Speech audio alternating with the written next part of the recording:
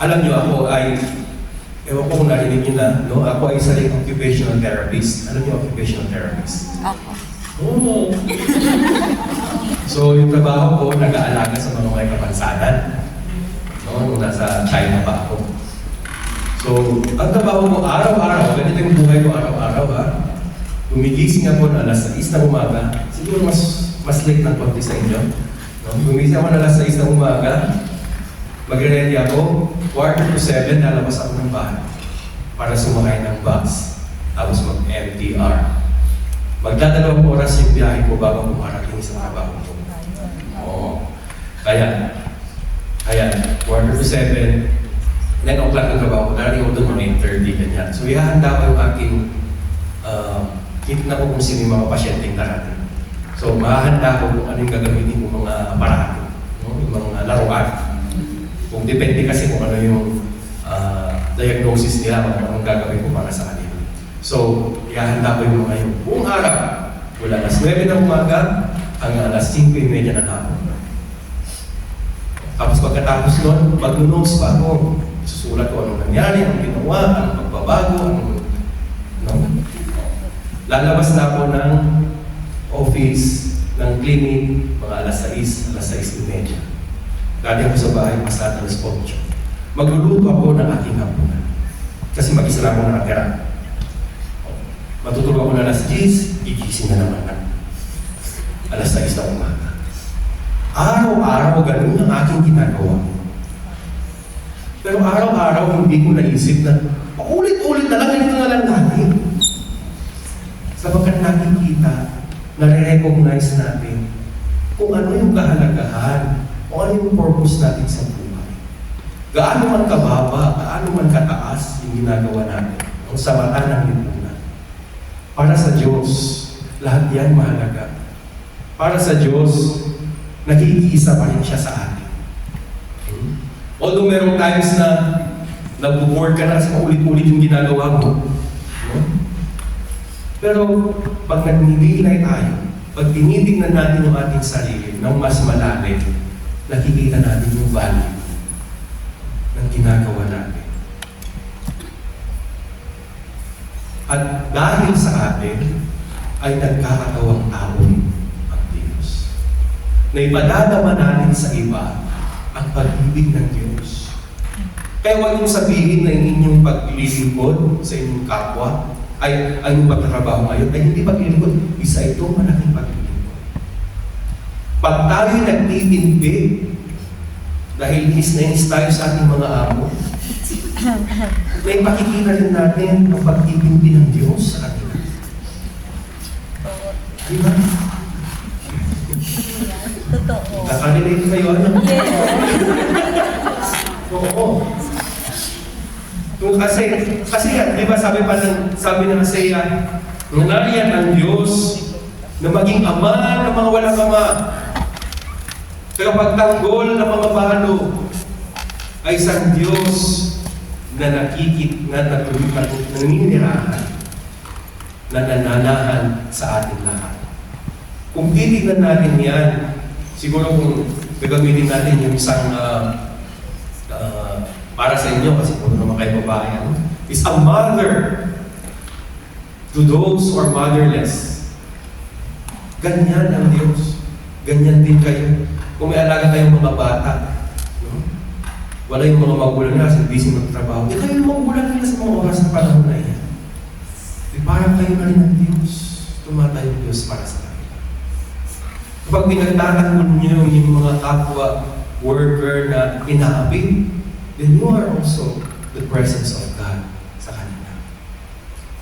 Nananahan ang Diyos sa ating lahat. So, nawa ay makita natin ito. God pays attention to the vulnerable. God sees those who are overlooked. God protects those who are alone. Kung kaya yung ating ginagawa, lahat ng ating ginagawa kabutihan ay nagpapakita ng pagkalinga ng Diyos. So, and one of the most powerful truths of our faith is that God does not overlook what society overlooks. Lahat nakikita ng Diyos. Hindi man nakikita ng pamayanan ng lipunan. But God sees the invisible. God honors the hidden. God blesses the ordinary. And He makes them holy. Pinipili ng Diyos ang mga nasa laylayan. And God's compassion dwells with the weary. God's presence accompanies those who walk alone. So, huwag natin isipin na yung mga ginagawa natin. It's just a collection of tasks. No? Trabaho lang.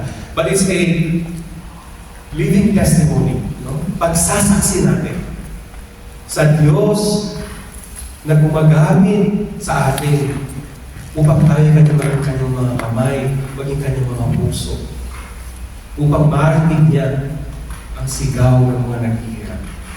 And Advent invites us to become more aware of this truth, that God is already here. God is already in our work. God is already in our sacrifices. Malapit ang Diyos naghihintay sa atin na atin lang makilala kung gaano niya tayo pamahal, kung gaano tayo tinatawag, at kung gaano tayo pinalalakas sa ating buhay. So,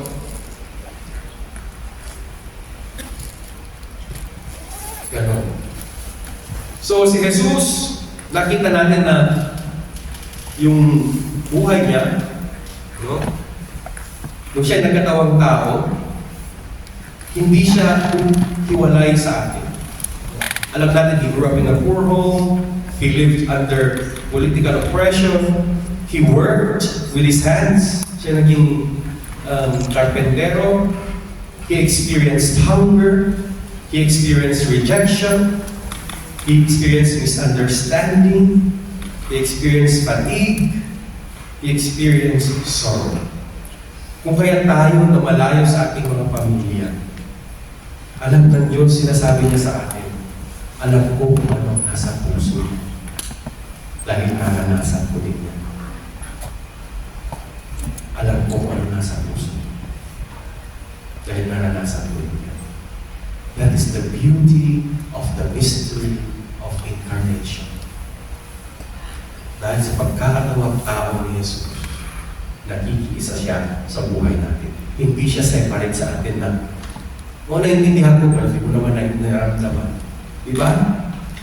Kapag merong, for example, nakipag-break up, no? Sa kanilang mga girlfriend, boyfriend, tapos tatabi sa'yo yung tatabi sa'yo yung isasabi mo, naiintindihan kita. Pero tayo pa naman nakapag-boyfriend yung isang ano mo maintindihan, di ba? Kung may experience ka ng heartbreak, di ba mas kung meron kang karanasan, mas may credibility ka, di ba? Ganun yun. Hindi mo pwedeng masabi, I understand you. Kasi mo naman naranasan. Base lang naman sa naninig mong Marites. So, pero ganun si Jesus. Pero before Jesus preached, before He healed, before He performed miracles, most of His life, gaya na sabi ko, was spent in silence working in Nazareth. And in this quiet life, Jesus revealed that daily labor is holy. Hindi man natin nababasa sa Biblia kung anong ginawa ni Jesus sa mga panahon niya.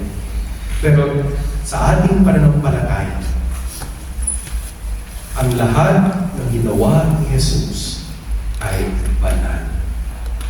So, ang ibig sabihin nun ay lahat ng ginagawa natin ay banal din. It's part of the same holiness that Jesus embraced in His own life. Kung kaya tanda natin na Christ does not meet us only here sa simbahan. Christ does not meet us only at the time na tayo nagdarasal, nung tayo nag-Bible study. But Christ meets us doon sa mga ordinaryong ginagawa natin sa araw-araw. Kaya nga sinasabi ni Pope Leo doon sa kanyang Dilexite, ng pag-ibig ng Diyos ay hindi theoretical. That it must take shape in concrete acts. He does not simply say, I love you. Hindi lang sinasabi, I love you. Kung ginagawa niya yung I love you na yan.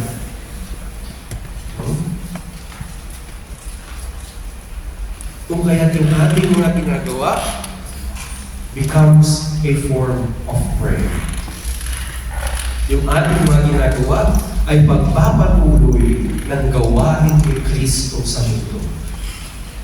Yung ating mga mabuting ginagawa ay nagpapakita ng presensya ng Diyos sa mundo ito. Lagi kung sana natin kanta. Sabi nga nitong dalawang mga santang nagngangalang Teresa, para sa Teresa, si Saint Teresa of Avila. Sabi niya, the smallest thing when done for love of God is priceless. Sabi naman ni Saint Teresa, our love does not look so much at the greatness of our actions or even at their difficulty as at the love with which we do them.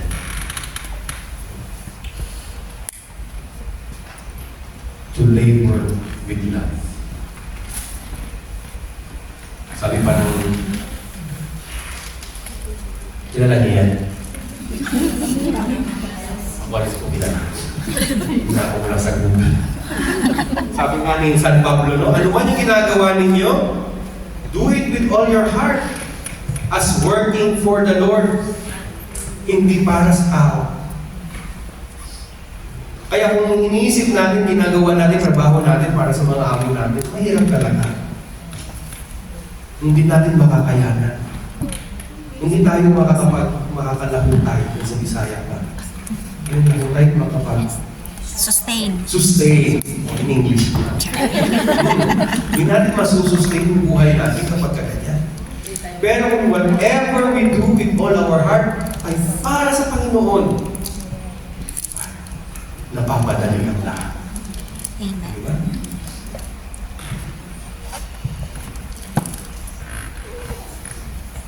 Sabi ni sa umpisa ng The Gospel of John, the Word became flesh and dwelt among us, full of grace and truth. Ito yung pundasyon ng ating pananampalataya.